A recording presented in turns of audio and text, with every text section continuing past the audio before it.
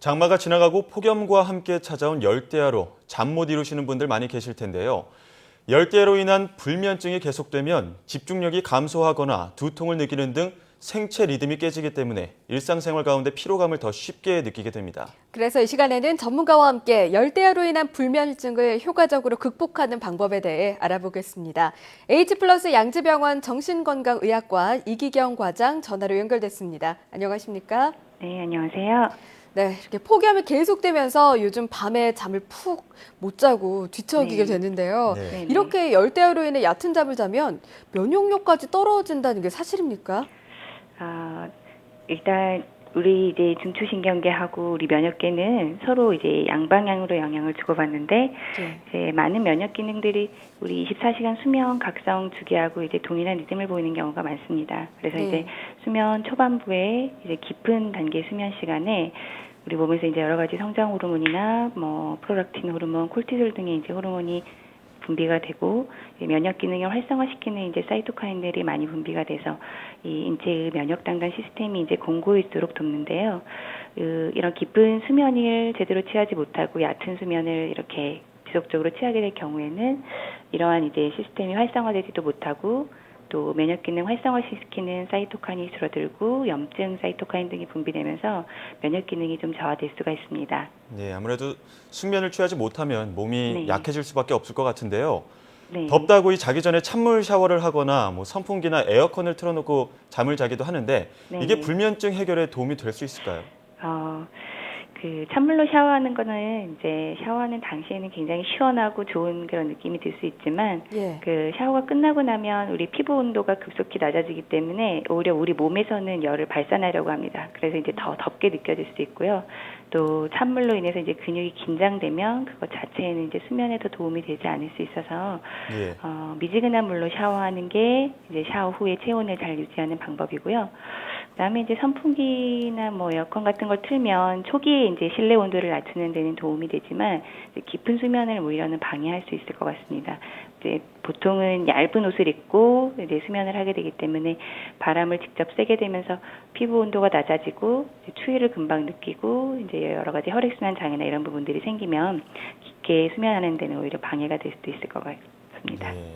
네, 저도 집에 들어오면 찬물로 샤워를 하는데 이제 네. 미지근한 네. 물로 샤워하는 거 꼭 기억해야겠습니다.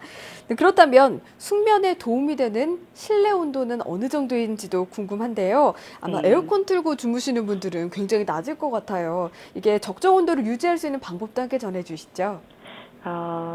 일단 여름철에 이제 적절한 실내 온도는 그 26도에서 28도 그리고 이제 습도는 한 4-50% 정도라고 이제 합니다. 이렇게 특히 실내외 온도가 너무 차이 나지 않도록 만들어주는 게 좋고 또한 이제 같은 온도라도 그 습도를 낮추면 체감 온도가 낮아지기 때문에 훨씬 쾌적하고 시원하게 느낄 수 있어요. 그래서 장마나 이런 게 습할 때에는 이제 제습 기능을 같이 도와주는 게 좋고 예. 너무 건조한 무더위가 지속될 경우에는 이제 습도를 유지하기 위해서 가습기를 같이 틀거나 뭐 습도를 조절하는 다른 이제 방법들을 활용할 수 있습니다. 이제 그 온도를 너무 낮은 상태에서 유지하지 않고 적정 실내 온도를 냉방기에서 맞추어 놓고 잠이 들었을 때에는 1-2시간 정도 시간이 지나면 이렇게 꺼지도록 조절해 놓는 게 네. 이 적정한 온도를 유지할 수 있는 방법이 될 수 있을 것 같습니다. 예. 또 앞서 말씀해 주셨지만 에어컨이나 찬물 샤워 같은 경우는 숙면을 오히려 방해하는 요소라고 말씀을 해주셨는데요. 네. 이 밖에도 혹시 숙면을 방해하는 요소는 또 어떤 것들이 있을까요?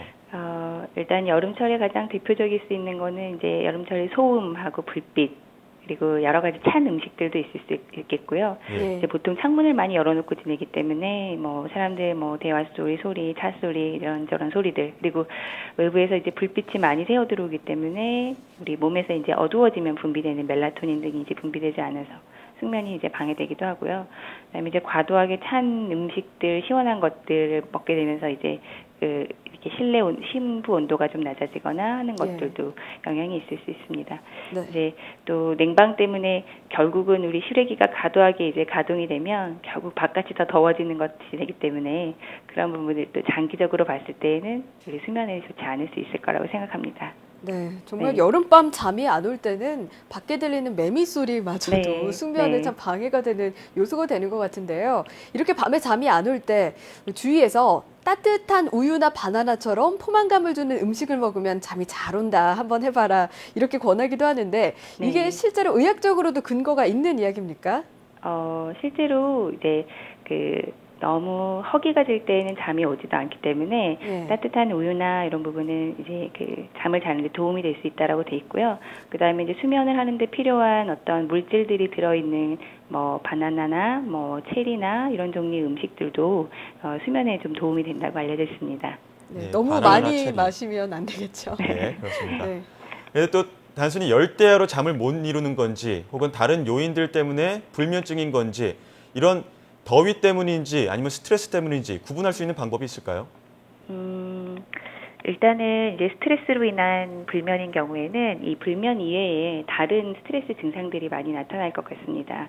뭐 조금 예민해지거나 짜증스럽다든지 뭐 이렇게 여러 가지 뭐 심장이 두근거리거나 뭐 불안하거나 뭔가 답답한 마음이 든다든지 그래서 이런 다른 스트레스 증상들이 있는 경우에는 조금 더 스트레스 쪽으로 인한 걸 생각해 볼 수 있겠고요.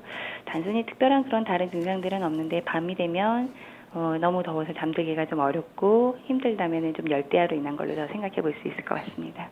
네. 끝으로 열대야로 인한 불면증을 극복하고 숙면을 취하는 방법 간단하게 요약 정리해 주시죠. 일단 제일 중요한 거는 적정한 실내 온도를 잘 유지하면서 온도와 습도를 잘 유지하는 게 중요하고요. 네. 이 여름에는 당연히 덥기 때문에 이 열대야 자체에 대해서도 너무 스트레스를 받지 않고 잘 이렇게 지낼 수 있도록 생각하는 것도 하나의 도움이 될 수도 있을 것 같습니다. 네, 네. 26도에서 28도 그리고 습도 40%에서 50% 정도 적정하다는 네. 사실 네. 기억하시면 도움 될 것 같습니다. 네, 지금까지 H+ 양지병원 정신건강의학과 이기경 과장이었습니다. 오늘 말씀 고맙습니다. 네.